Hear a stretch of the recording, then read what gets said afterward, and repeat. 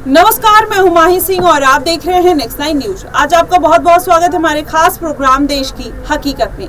आज बात करने वाले हैं अरविंद केजरीवाल की। अरविंद केजरीवाल जेल में बंद हैं, लेकिन ऐसा माना जा रहा है कि अरविंद केजरीवाल को आने वाले दिनों में बड़ी राहत मिल सकती है। ये किस बिना पे कह रहे हैं? क्योंकि इस बार ईडी को कोर्ट की फटकार लगी है। राव रेवेन्यू कोर्ट ने ईडी को खरी खरी सुना दी है। जी हाँ, आपको बता दें, अरविंद केजरीवाल ने याचिका डाली थी कि उनकी जमानत हो जाए और वो 7 दिन का मोहलत मांग रहे थे, वो चेकअप कराना चाहते थे, जिसकी वजह से उन्होंने याचिका दायर की थी।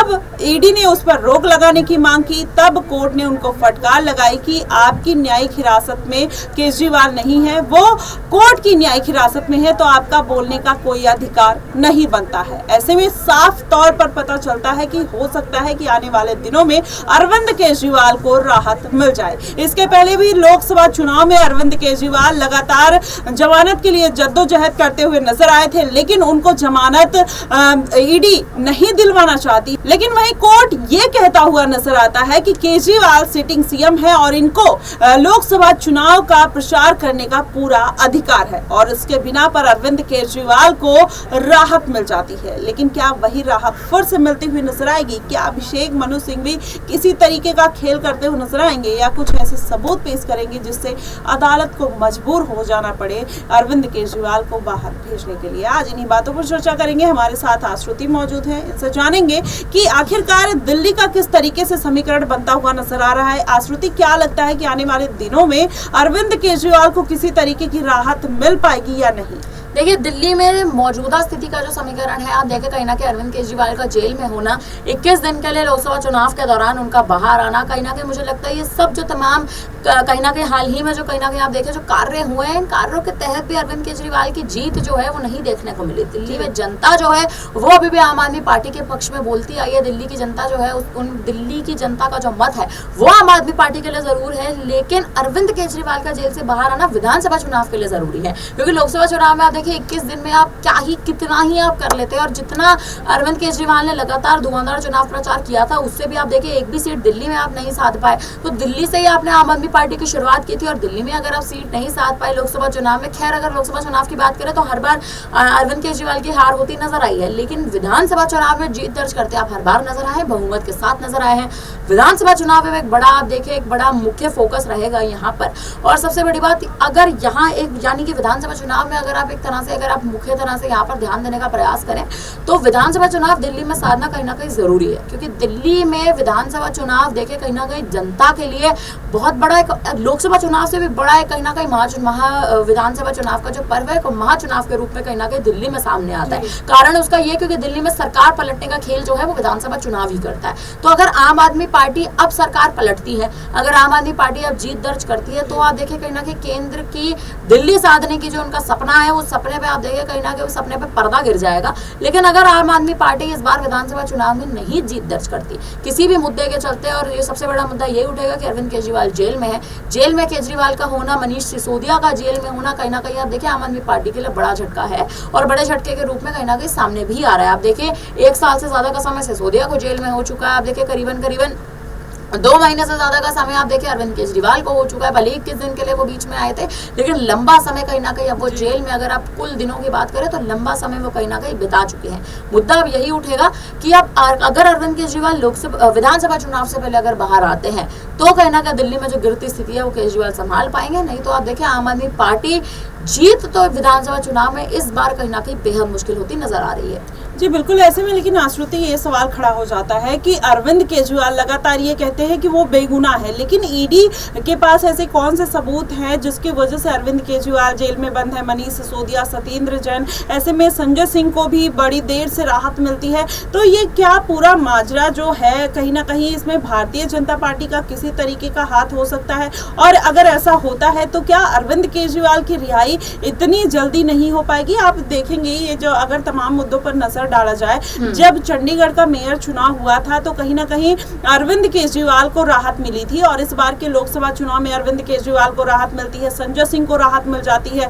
तो कहीं ना कहीं जो केजरीवाल का भरोसा है वो सुप्रीम कोर्ट की तरफ जाता हुआ दिखाई दिया। लेकिन वहीं अगर अरविंद केजरीवाल निर्दोष हैं तो उनको क्यों राहत नहीं मिल पा रही है, ये भी बड़ा सवाल है, और जनता लगातार इस सवाल का जवाब ढूंढती है। लेकिन कहीं ना कहीं इसका जवाब मुझे लगता है कि कोर्ट के पास नहीं है, ना भारतीय जनता पार्टी के पास है, ना आम आदमी पार्टी के पास है। देखिए, भारतीय जनता पार्टी पर माही अगर आप देखिए तमाम बार आरोप लगाए गए हैं कि भारतीय जनता पार्टी जो है आम आदमी पार्टी का जो स्तर है, पार्टी के तौर पर जो स्तर है वो गिराने का प्रयास कर रही है। वहीं आप अगर ईडी की बात करें तो ईडी जो है वो केंद्र के कंट्रोल में आती है। तो ईडी जो इस वक्त कहीं ना कहीं ईडी का जो प्रयास है, मुझे लग रहा है वो केंद्र का प्रयास है कि आम आदमी पार्टी का जो स्तर है दिल्ली में गिरा दिया जाए, ना केवल अरविंद केजरीवाल को, आम आदमी पार्टी को गिरा दिया जाए। और सबसे बड़ा मुद्दा ये कि आम आदमी पार्टी को आरोपी घोषित कर दिया जाए। चार्जशीट आप देखिए जो आपसे ईडी ने आज से कुछ समय पहले दायर की थी, उस चार्जशीट में कहीं ना कहीं वो चार्जशीट जब फाइल की गई थी, वो चार्जशीट में साफ तौर पर ईडी ने लिखा हुआ था कि अरविंद केजरीवाल को तो आरोपी घोषित करना ही है, लेकिन आम आदमी पार्टी को भी आरोपी घोषित करना है। तो अगर आप पार्टी को ही आरोपी घोषित कर देंगे, इसका मतलब ये आप दिल्ली से पार्टी गिराना चाहते हैं। दिल्ली से पार्टी गिरेगी तो पंजाब से पार्टी गिरेगी,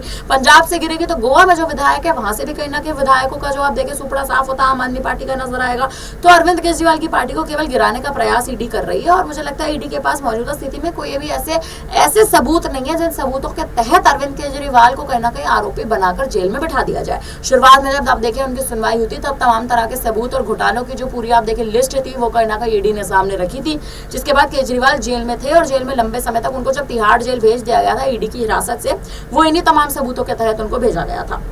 इस वक्त जो स्थिति बन रखी है वो ये है कि ईडी अब अरविंद केजरीवाल को जेल से बाहर आने देना नहीं चाहती, मनीष सिसोदिया पर ध्यान देना नहीं चाहती, क्योंकि अगर मनीष सिसोदिया भी जेल में रहेंगे, केजरीवाल भी अगर पूर्ण तरह से जेल में चले जाते हैं तो आप देखिए दिल्ली में आम आदमी पार्टी संभालेगा कौन?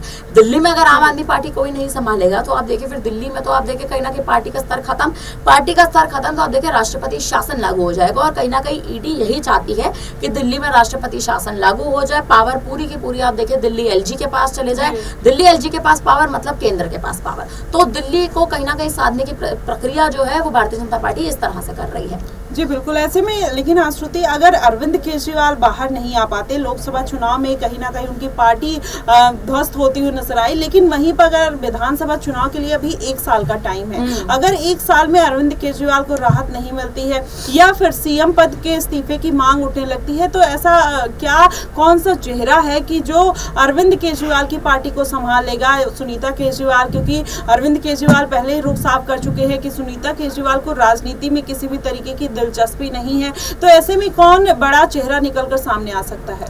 देखिए, मुझे ऐसा लगता है इसके लिए अरविंद केजरीवाल को कहीं ना कहीं विधायक दल की बैठक एक बार दोबारा करनी पड़ेगी, चाहे फिर वो जेल से बैठकर ये बैठक क्यों ना करें। लेकिन अगर आप दिल्ली में एक मुख्य चेहरे की बात करें तो अरविंद केजरीवाल के पास सुनीता केजरीवाल है, जिन पर वो कहीं ना कहीं भरोसा जता सकते हैं। हालांकि सुनीता केजरीवाल के नाम पर अरविंद केजरीवाल पहले ही मना कर चुके हैं कि राजनीति में उन्हें कोई दिलचस्पी नहीं है, लेकिन अगर सुनीता केजरीवाल नहीं तो फिर कौन? राघव चड्ढा के अगर आप नाम पर देखें तो राघव चड्ढा भी मुझे ऐसा लगता है मुख्यमंत्री की गद्दी संभालने के लिए उतने अभी काबिल नहीं है, उनको भी, और कहीं ना कहीं उनके पास अभी सिर्फ राज्यसभा की सांसद ही है। तो आप देखिए कहीं ना कि उसको बढ़ाने के लिए और उस पर अभी आप देखिए राजनीति में और सक्रियता बरतने के लिए राघव चड्ढा का सफर अभी लंबा है।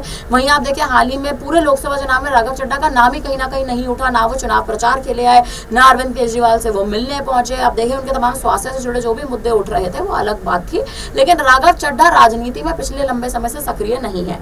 बात आप कर लें संजय सिंह की, संजय सिंह का बैकग्राउंड जो है वो कहीं ना कहीं अब आप देखें ये पूरे शराब घोटाले के मामले से जुड़ा साफ तौर पर दिखाई देता है। और आतिशी मार लेना और जो सौरभ भारद्वाज है, ये दोनों जो मंत्री हैं आम आदमी पार्टी के पास अरविंद केजरीवाल के पूरे मंत्रिमंडल में, इस मंत्रिमंडल के भी ये दोनों मंत्रियों पर ईडी की गाज जो है वो गिरती नजर आ रही है। आप देखिए हाल ही में आतिशी मार लेना को समन जारी किया गया था राउज एवेन्यू कोर्ट से, वो पेश नहीं हुई, वो मुद्दा अलग है, लेकिन कहीं ना कहीं ईडी की गाज दोनों ही मंत्रियों पर गिर रही है। सिर्फ सुनीता केजरीवाल है जो उनकी पत्नी है, जिन्होंने हाल ही में अरविंद केजरीवाल की गैर मौजूदगी में चुनाव संभाला था, चुनाव प्रचार संभाला था, दिल्ली में जनता को बांध के कहीं ना कहीं सुनीता केजरीवाल रखती नजर आई थी, और वो कहीं ना कहीं आप देखिए काबिलिय तारीफ था। और जिस हिसाब से अरविंद केजरीवाल ने भी बाहर आके अपनी पत्नी की सराहना की थी, वो भी एक मुद्दा देखने लायक था। तो मुझे लगता है सुनीता केजरीवाल के हाथों में ही अरविंद केजरीवाल को कमान दिल्ली की सौंपनी पड़ेगी, नहीं तो दिल्ली आम आदमी पार्टी के हाथ से चला जाएगा। जी बिल्कुल, अब ऐसे में देखना होगा कि क्या वाकई में अगर अरविंद केजरीवाल को किसी भी तरीके की राहत नहीं मिलती है